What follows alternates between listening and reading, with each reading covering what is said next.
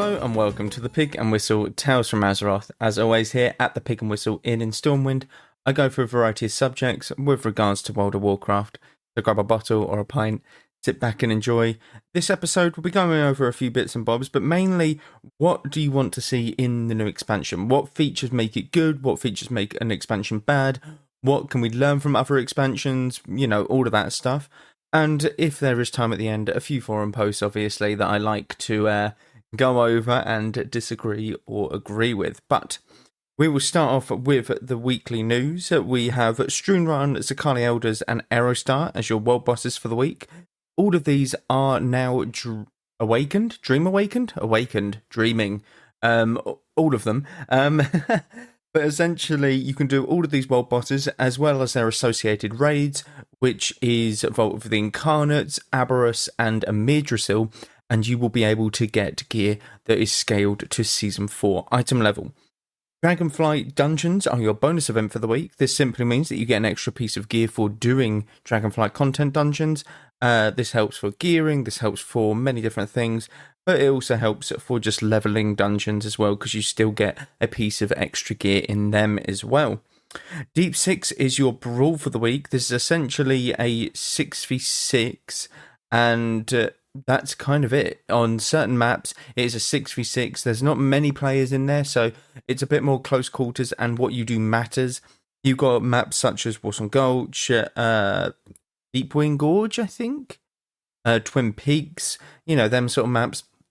Very nice brawl, very easy, and it really does show your skills within the game itself. Volcanic, Sanguine, and Tyrannical are your mythic affixes for the week. Volcanic, you simply have to dodge a volcano that is underneath you. Sanguine, when a mob dies, it leaves a pool on the ground. Don't stand in the pool, move mobs out of the pool. Very simple. And Tyrannical, the bosses and the mobs that they summon have increased health and damage, so bring a talent build that can accommodate for that. So, what do we want to see in the new expansion? Now, there's a lot of things that can make and break an expansion, and all of them differ depending on the expansion themselves. So, if you look at Battle for Azeroth, for example, the Heart of Azeroth was a massive failure, but something that was similar, which was the Legion artifacts, was regarded as more of a success. Now, the reason that this was, firstly, Legion artifacts are very impactful to the character.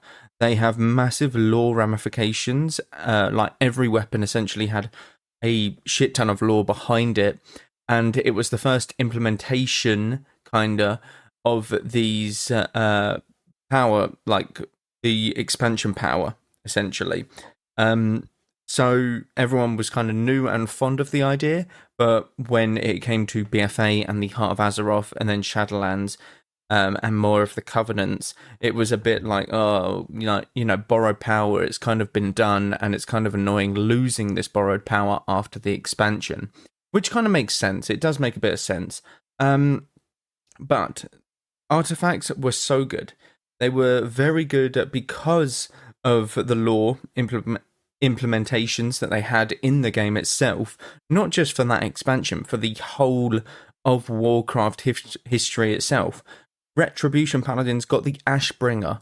The Ashbringer is such an iconic weapon because of its lore that dates back to like Warcraft, like literally Warcraft 3, the non-MMO version of World of Warcraft. It's crazy. You obviously have a couple other pieces like Fellow Malorn, that is the Blade of Kel'Thas, or was the Blade of Kel'Thas, and before him his father, I believe. But yeah, all of these weapons had had a lore behind it, whereas the Heart of Azeroth didn't. Now, in the War Within, there is no such thing as borrowed power, okay? Every single bit of power that we're getting is going to be for our classes only. What they are adding is the hero talents into the War Within.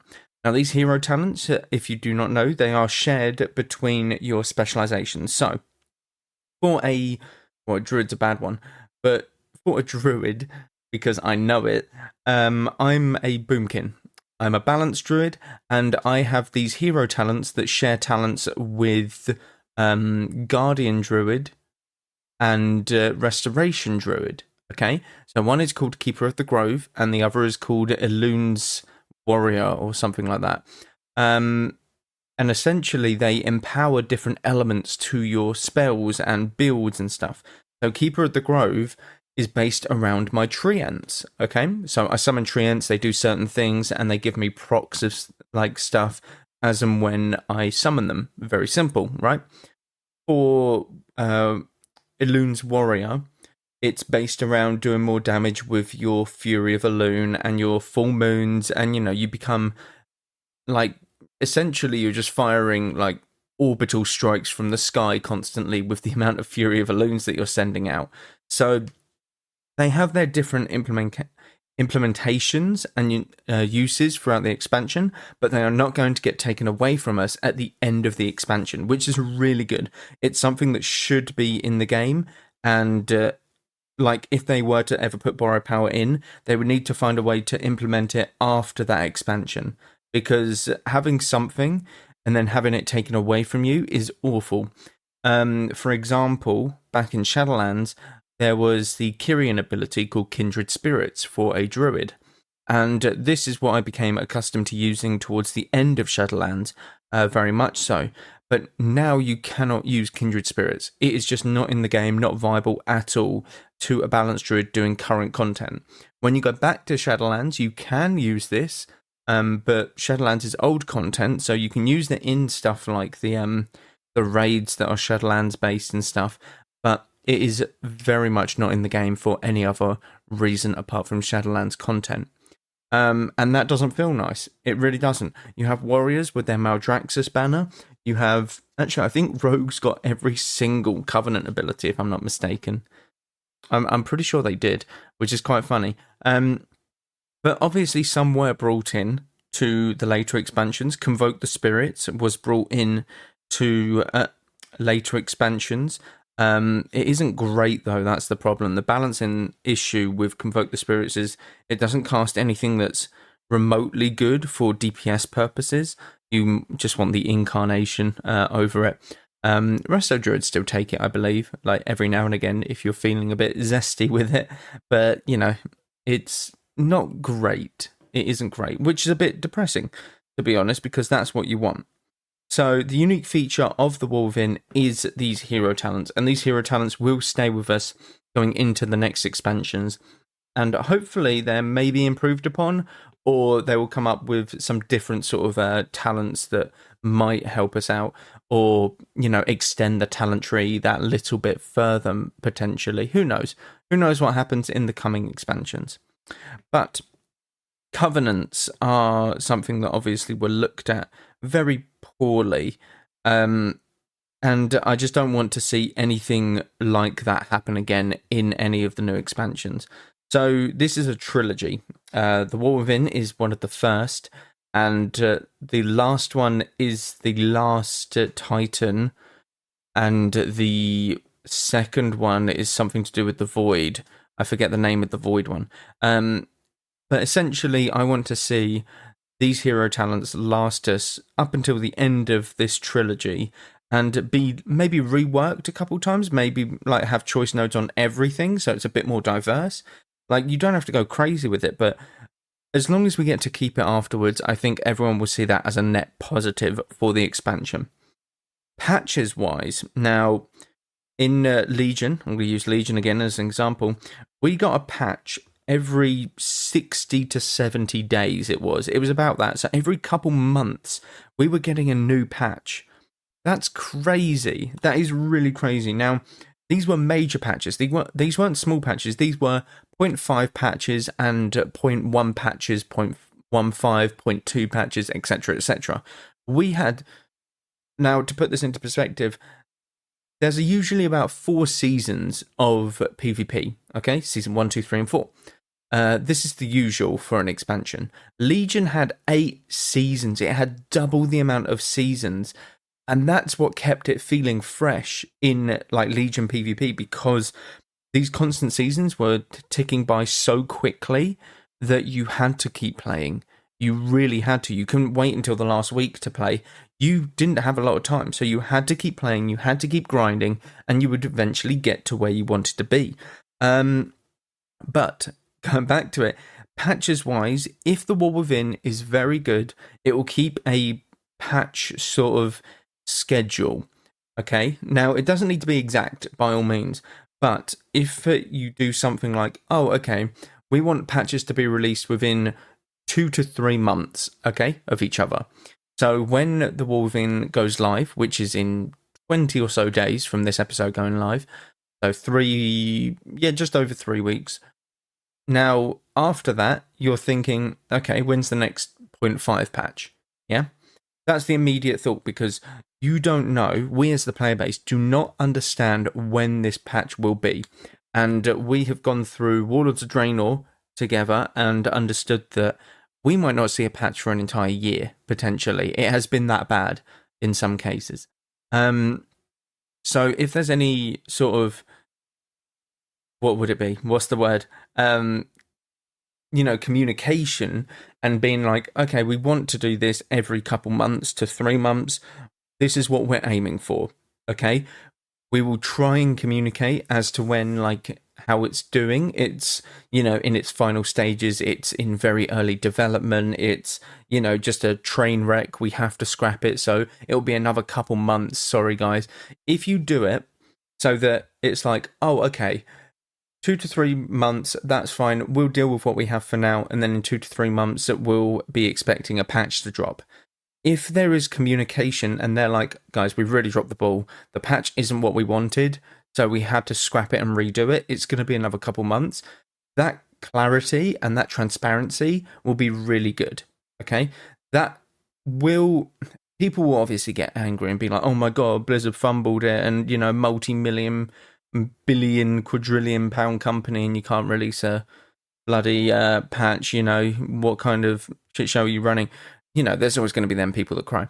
But that transparency is like, oh, okay, that's fair enough. You had to restart. It's fine. Like, we'll get on with it. But you are aiming for about 2 to 3 months worth every patch. That would be the ideal. Because if you, again, look at Legion and why it was so successful was because of the patch sort of drops. It is every 60 to 70 days, pretty much, there was a drop. That was about the average. And that just kept the game feeling very fresh. You wanted to log in constantly because the average sort of lifespan of a patch is about 2 to 3 months. If you really stretch it. Now, there is a lot of content in WoW, but people only want to do the newest content, okay? So once you've done all of the newest content, then it's like, oh, well, I'm bored. I'm going to Season of Discovery or Classic. Speaking of, that is not a bad thing to do. If you are feeling bored of any of the WoWs, you can switch WoWs now. You can go to Classic. You can go to Season of Discovery. You can go to Classic Era. You can switch them, which is amazing. And it's something that the old World of Warcraft system never had the option to. So back in Warlords of Draenor, when there was a content drought, why wouldn't you have gone on to Classic and just played that for a bit? You couldn't, because it wasn't out yet. So we sat there for about a year not getting any content for the only World of Warcraft that we had. But if Classic was out, Classic would have been the biggest success, even more so than what it was at the time, because that's the one that's, new, fresh. People might not have experienced it, and that's really good. But I'm really getting off track. The patches need to come out thick and fast, and I do believe that they said about this at BlizzCon last year, that they're going to be sort of reducing the time span of expansions. So usually it comes out every couple of years, but they wanted to do it every sort of year, potentially with this trilogy. So I'm hoping that there's going to be a few patches in between this year. So maybe in, let's say, a 12-month period, you have probably, for the 12 months, 4 different patches. What would that be? 3 months per patch? That seems very doable, I would say. Now, don't get me wrong, some things might go wrong. They might have to delay patches. They might have to cut a patch entirely. That's fine, as long as it's keeping a decent time length between the patches, okay? As long as you're not going crazy and being like, okay, patch 0. Or 11.0.5 comes out in 8 months' time from now. That's not going to fly, is it? It's ridiculous. If you say patch like 0.5 is going to come out in a couple months, and then after that it will be 2 more months until 0.1. Okay, that's completely fine. We are completely fine with that. And if you give us some sort of tidbits on what you're going to be releasing in it, even better. It's like, this one will bring an allied race, this one will bring, give us the roadmap for it. We really are interested to see the roadmap and to see where things will be, landing essentially in the coming year. Like, will it be dropping in winter or will it be dropping in summer next year, the next patch? We don't know. Essentially, that's what we don't know. But the purpose of WoW is endgame. Retail, anyway, is endgame. Is the endgame going to be good? This is yet to be seen, okay? The raid looks very good. I like the story implementations that they're doing for the raids. I like that they're doing the raid story potential for those that want to see the ending of the quest chain and the ending of the story for this current patch. I think that that's very good. And for those that don't know, if you wanted to... most quest lines end in the raid, whether it be Azeroth or Vault of the Incarnates or Amirdrasil, or even back in Warlords of Draenor, there were quests that ended in the raid. Now, no one could experience this without doing the raid itself. Now you can. In the War Within, they are introducing a feature that allows you to join the raid at a reduced sort of raid size. I think like a 5-player group, and obviously it is scaled to that. So it allows you to do the raid without having to do the raid at the same time. You get to see the RP elements of it. So the voice lines that are spoken in it, the text, the cinematics, all of that stuff. And I think that's really good. This is something that I will 100% be utilizing, because I never raid in retail. I just don't. I do not do it. I don't enjoy it. I don't know why. Which is weird, because I enjoy raiding in Classic, but Classic is a very simple style of raiding. I suppose I enjoy the people that I raid with in Classic. But besides the point, I like to see the storylines in WoW. I love the cinematics. I remember doing Legion and going to Argus and seeing all of the cinematics with Illidan talking to Velen, Illidan killing the Naru. All of that stuff is really cool. And then towards the end, you get to Antorus, the Burning Throne, and I don't get to see it. I don't get to see the cinematic because I don't do the raid. Now, I get to see it on YouTube, like Wowhead or World of Warcraft, which is amazing. But if I was able to see it in-game, by doing the activity myself, I would be a lot more hyped about it, rather than just seeing the video online and clicking on it and watching it from there. By the way, if you don't know any of the WoW cinematics, please look up the Legion cinematics. They are very, very good. Especially the Illidan ones. They are very, very good. Yeah, that's one feature that I think will be very good going forward. The raid where you can see the RP elements and the story elements of the game, rather than just kill the boss, get some loot, and cancel the cinematic early and leave. That kind of deal. Now, story-wise is what makes a good expansion as well. I don't know much about the story, but if I go back, Legion, again, I couldn't tell you much about the story, but the stories were very good individually. So this is when we went to an individual zone and it scaled with your level. So Val'sharah was an amazing story. I remember Val'sharah's storyline amazingly. I'm going to spoil it here, but essentially you follow Malfurion, and Cenarius is in the Emerald Dream and gets taken and all of that stuff. And then you go and sort of track Malfurion down and make sure he's not going crazy and all that. And he gets captured by Xavius, and, so many different things happen in that. As for Azuna, I can't remember much of it. I know it's stuff to do with Azara and the people that she sort of betrayed, but I can't remember much of it. High Mountain, again, it's something to do with getting the hammer, and I forget the name of the hammer, but all of them had their own purpose to get a certain artifact to defeat the Legion. But the actual storyline itself with the characters involved, I don't remember much. Same with Dragonflight. I'm very bad with stuff like that. But essentially, the Dragonflight one was rebuilding the flights back up to their strength, which is a very simple storyline when you break it down that way. But it's a good storyline because you're helping something, rebuild. And that's very simple. If you're looking at BFA, BFA is the one that sticks out a bit more because you've got the individual storylines like Drustvar, which is the Witches' Covenant, and you have Waycrest Manor, and essentially the people who were on the council of Borealis are essentially just witches and covens, which isn't great. So you're enlisting like the council back and getting everyone back to like essentially talking positions, and yeah, you want to just find your fleet that's gone missing. That's kind of the alliance side of it. As for the horde side, I didn't really do it, so I can't really say much on it. But I have the understanding of some of the storylines, okay? If the War Within is any good, and it needs to be for the sake of considering they said that this is what they want to do to drive a story. They want this like trio of expansions to drive a story. So the story needs to be exceptional. You need to be able to remember loads of this, okay? Not loads, but a decent amount. There's got to be big moments that happen, and there's got to be loads of stuff that happens during it where you're like, oh shit, okay, this happened, and it's sort of a canonical event in your mind. Okay, kind of like Arthas becoming the Lich King. You always remember him picking up Frostmourne if you've seen the cinematics, and you know that it's just, you can go through Arthas's story in your head.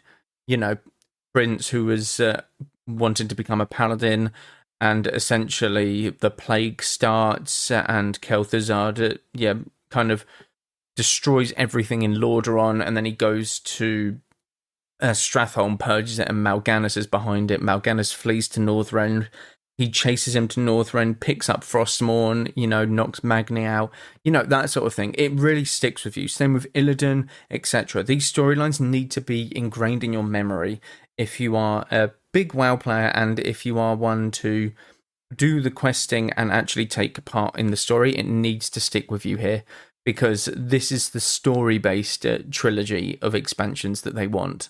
So this is the big one that they want to be hitting, if this is really what they want.